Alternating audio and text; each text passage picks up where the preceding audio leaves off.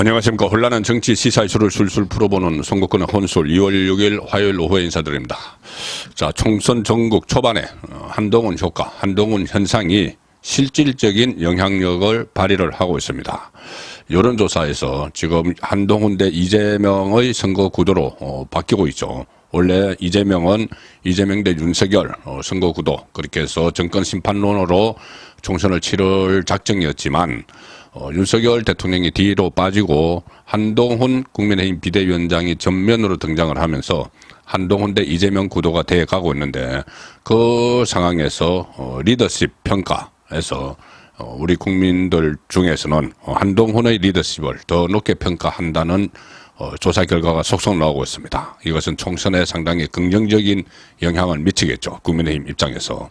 또 하나는 이 한동훈 비대위원장이 용산의 눈치를 보면서 제대로 공천과 관련해서 용산 출신들, 또 윤석열 정부 장차관 출신들에 대한 교통정리를 하지 못할 것이다, 그런 지적이 야당에서 많이 나오고 있죠. 뭐 윤석열 아바타 그 연장선상인데 전혀 그렇지 않다는 것을 지금 보여주는 그런 시도가 지금 하나 시작이 됐습니다. 자, 일단 먼저 설 연휴를 앞두고 설 민심을 살펴본 문화일보 조사 결과가 하나 있습니다. 문화일보가 지난 4일, 5일, 그러니까 그제죠. 그제 엠브레인 퍼블릭 여론조사 기관입니다. 여기에 의뢰해서 조사를 한 결과가 하나 나왔는데, 선거 프레임 지금 윤석열 대 이재명 선거 프레임을 이재명은 유지하려고 했지만은 한동훈 등장으로 한동훈 대 이재명 선거 프레임으로 가고 있죠.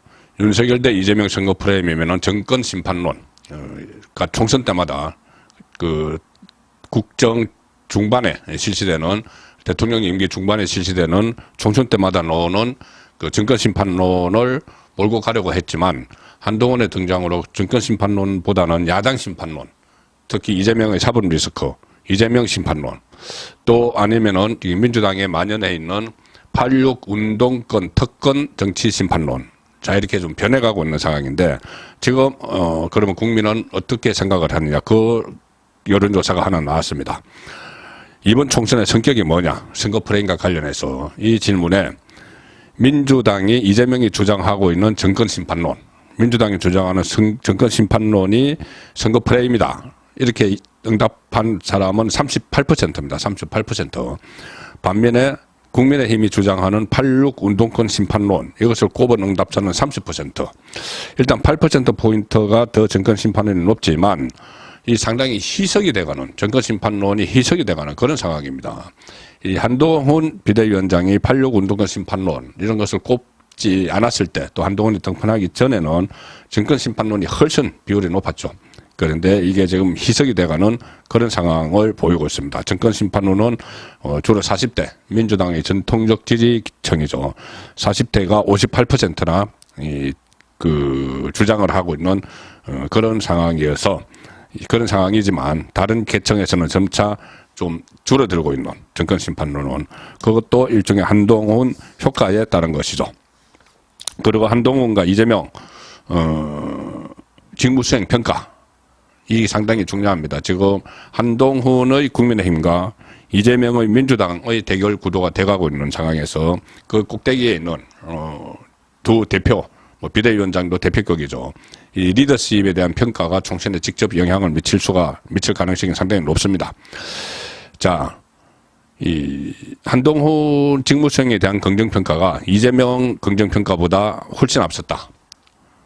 특히 한동훈은 긍정평가, 부정평가가 비슷했지만 이재명은 부정평가가 긍정평가보다 무려 17%포인트 높았다. 이재명에 대한 비호감, 리더십을 낮게 평가하는 사람이 훨씬 많다는 거죠. 높게 평가하는 사람보다. 한동훈 위원장의 직무수행에 대한 긍정평가는 45%, 부정평가는 42%, 비슷하죠. 긍정평가가 오차범위내에서 앞서 있습니다.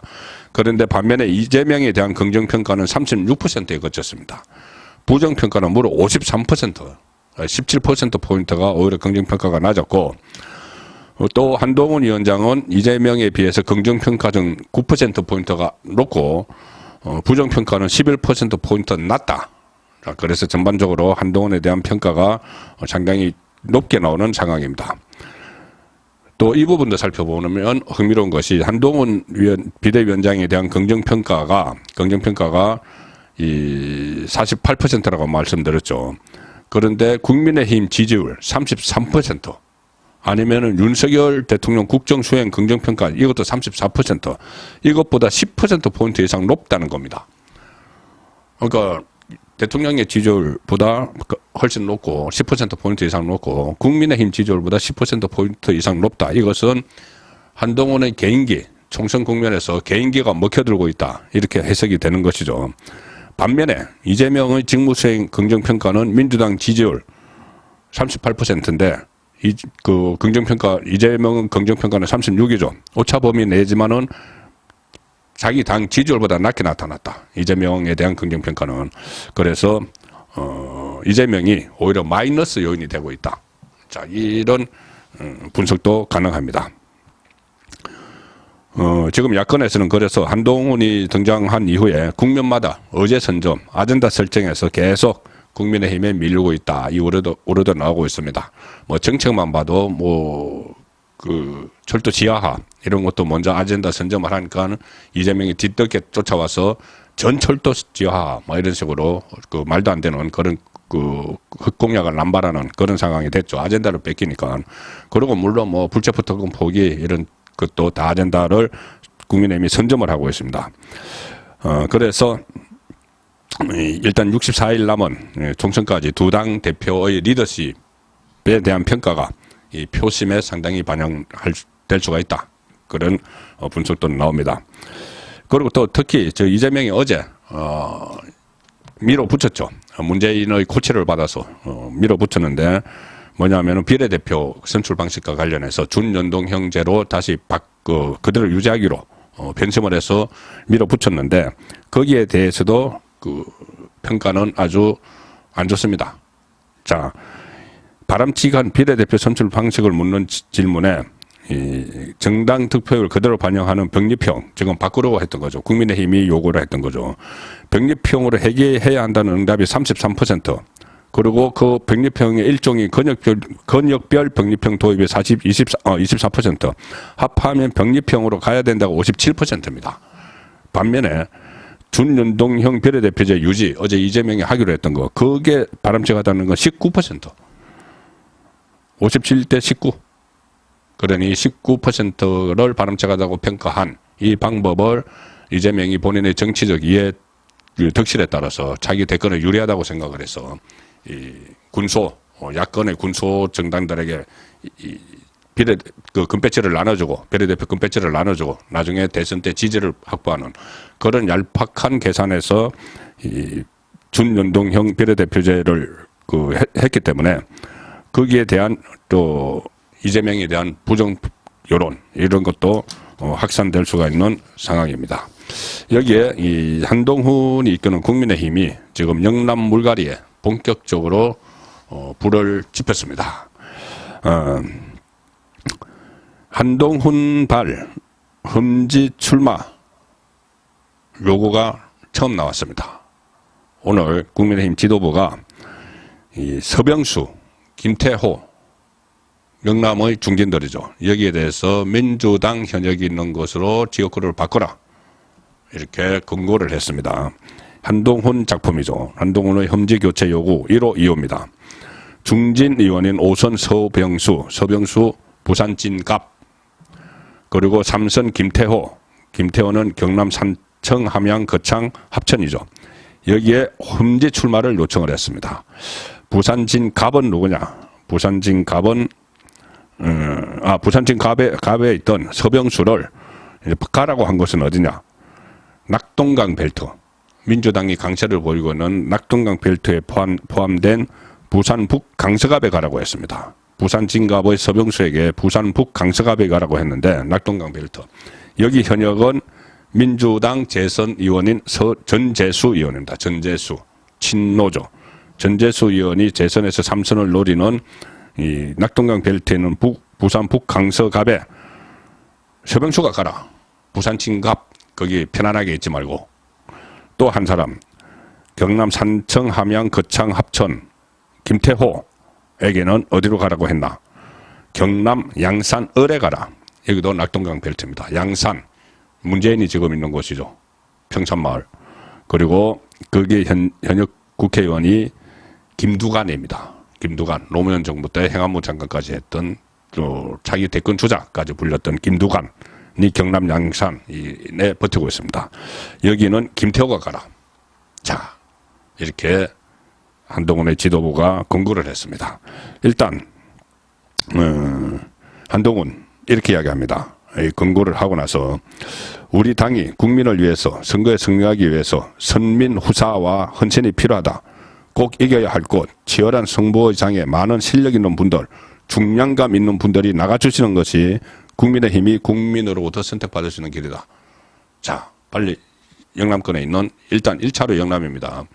그리고 수도권으로 이게 북상합니다. 중진, 험진 출마론이 또 중진이거나 아니면은 이 용산 출신들까지 이렇게 되면은 본격적으로 중진에 대한 험지 출마 요구가 시작이 되면 여권에는 그때 작년 말에 부산의 삼선 장제원이 불출마 선언했는데 그 이후에 이탄 삼탄이 나오지 않았죠. 그런데 나오지 않으니 한동훈의 비대위 지도부가 밀어붙이는 겁니다. 딱 찍어서 첫 번째, 두 번째 찍힌 게 서병수, 김태호 이렇게 해서 권고를 하니까 일단 서병수 의원은 수용을 했습니다. 서병수는 오케이, 네 그렇다면은 부산 북강서갑에 가서 전재수 잡겠다. 이렇게 내일 기자회견을 열어서 그것을 밝히기로 했습니다. 김태호 의원은 가서 김두관 잡으라고 하는 데 대해서 수용 여부를 놓고 고심 중이다. 지금 원래 있던 이 삼청 지역에 무소속으로 출마할 거라는 이야기도 나오고 있습니다.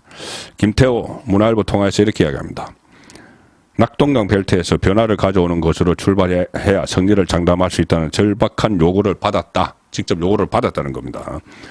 저도 크게 책임감을 느끼고 있지만 저를 무소속으로까지 지켜준 지역 주민과의 약속도 가버이 할 수 없기 때문에 크게 고민하고 있다. 어가지 않고 무소속에 출마할 가능성도 그 지역에 그대로 열어두고 있는 겁니다. 자, 이 경우는 어떻게 할 것인가? 그러면은 공천에 김태호를 이길 수 있는 사람을 또 공천을 하겠죠. 그리고 이원모, 제가 아침에 주간딱프 시간에 전해드린 이원모 전 대통령실 인사비서관과 박진 전 외교부 장관이 서울 강남을에 나란히 공천 신청을 해서 다 양지만 찾아가느냐 이런 이야기가 나왔었죠. 윤석열 대통령도 거기에 대해서 불쾌해했다는 그 보도도 아침에 제가 전해드렸는데 정영환 공천관리위원장이 이렇게 이야기했습니다. 그런 지역에 대해서는 국민의 눈높이에 맞게 공천에 나가게 될 것이다. 국민의 눈높이 뭘까요? 그런 장관을 지냈거나 아니면 용산 참모들이 험지에 좀 가서 싸워야지. 왜 그 양지만 찾아가느냐. 그것을 이야기하는 거죠. 그래서 여기는 교통 정리가 될 가능성이 있고 따라서 일단 영남권에서 제가 말씀드렸다시피 물갈이가 시작이 됐지만 점차 북상을 하면서 지역구 3선 이상이나 수도권을 대상으로 친윤계 또는 윤심파리 후보들까지도 교체 대상이 될 거다. 이런 관측이 나옵니다. 특히 최근 들어서 여의도 증가에 놔두는 한동훈의 필성 카드 중에 하나는 이런 것도 있습니다. 아직 구체화되지는 않았지만은 뭐냐 하면은 지금 한동훈 비대위원장이 여당의 기존의 교체 대상 인요한 혁신위원회 때부터 압박을 가했던 영남권 중진들의 험지 출마론, 이걸로 큰 감동을 받겠느냐. 지금 한동훈 비대위원장 입장에서 그전에 하던 것 가지고.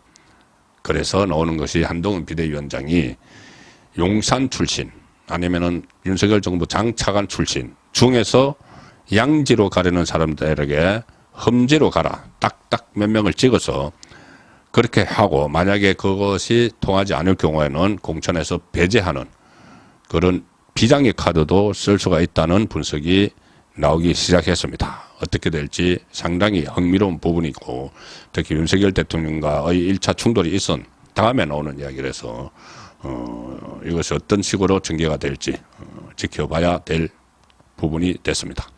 선거권의 혼술이었습니다.